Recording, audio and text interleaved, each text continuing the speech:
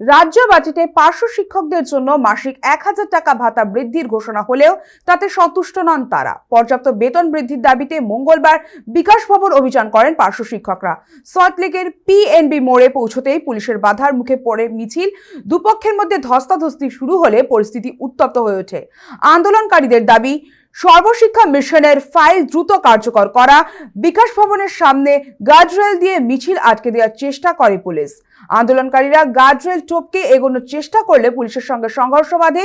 এই ধস্তাধস্তির মধ্যেই কয়েকজন পার্শ্ব শিক্ষক অসুস্থ হয়ে পড়েন বলে জানা গিয়েছে। ওই মিছিল থেকে রাজ্য সরকারের বিরুদ্ধে ধিক্কার স্লোগান ওঠে। গত বৃহস্পতিবার রাজ্য বাজেট পেশের সময় জানানো হয়, চলতি বছরের এপ্রিল মাস থেকে পার্শ্ব শিক্ষক, শিক্ষাবন্ধু, সহায়ক, সহায়িকা এবং ব্যবস্থাপনা কর্মীদের মাসিক ভাতা 1000 টাকা করে বাড়ানো হবে। পাশাপাশি 60 বছর বয়স পূর্ণ হওয়ার আগে অকাল মৃত্যু হলে তাদের নিকটাত্মীয়দের এককালীন 5 লক্ষ টাকা ক্ষতিপূরণ দেওয়ার প্রস্তাব রাখা হয়েছে।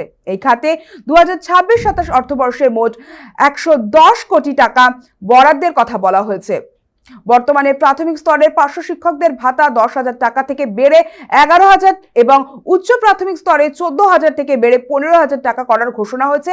শিক্ষাবন্ধুদের ভাতা 8,000 থেকে বেড়ে 9,000 টাকা করা হচ্ছে। তবে পার্শ্ব শিক্ষকদের অভিযোগ, জন মজুরের থেকেও কম পারিশ্রমিক পান তারা এবং 2018 সালের পর থেকে সর্বশিক্ষা মিশনের আওতায় থাকা কর্মীদের ভাতা আর বাড়েনি। বাজেট ঘোষণার পর আংশিক সাড়া মিললেও মঙ্গলবারের আন্দোলনে স্পষ্ট, বেতন বৃদ্ধি নিয়ে রাজ্য সরকারের ঘোষণায় যথেষ্ট অসন্তোষে পার্শ্ব শিক্ষকরা।